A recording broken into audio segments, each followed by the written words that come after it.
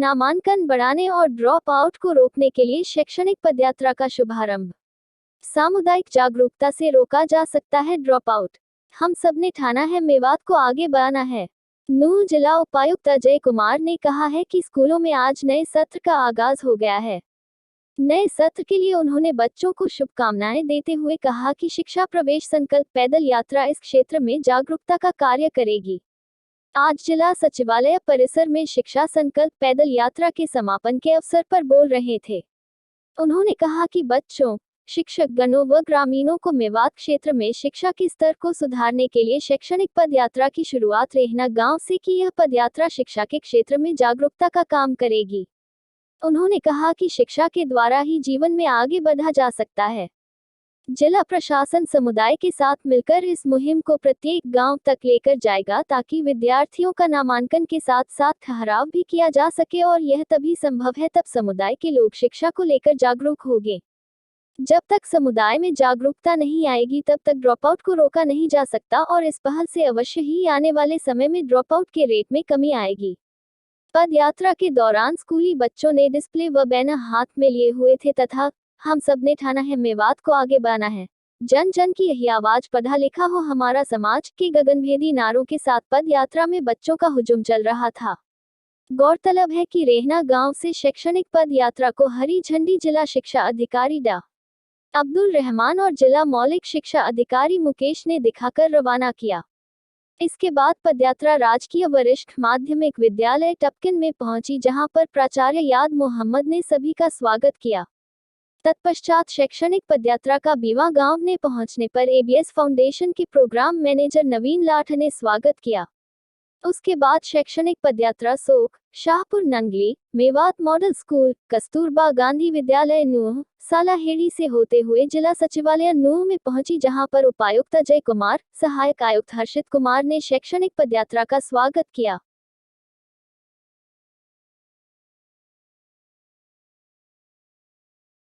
मैं पकड़ लूं, छोड़ दो।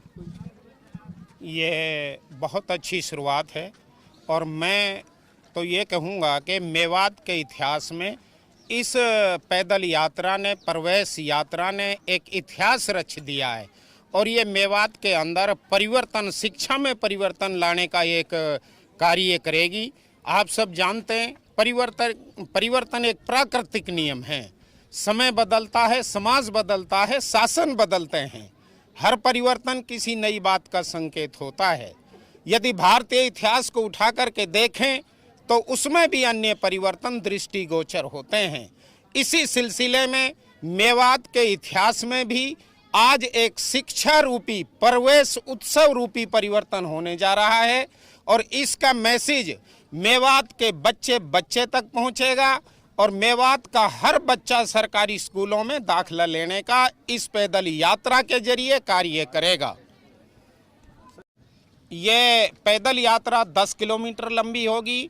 बीच बीच में जितने भी गांव इसमें आएंगे वहां के लोग इसका इस्तकबाल करेंगे। वहां से इस पैदल यात्रा में वहां के विद्यालयों के अध्यापक साथी, बच्चे, वहां के मौजीजान सब इस यात्रा में शामिल होंगे, और ये यात्रा हमारे ज़िले के सचिवालय तक पहुंचेगी, जहां पर हमारे माननीय उपायुक्त महोदय भी इसको संबोधित करने का कार्य करेंगे।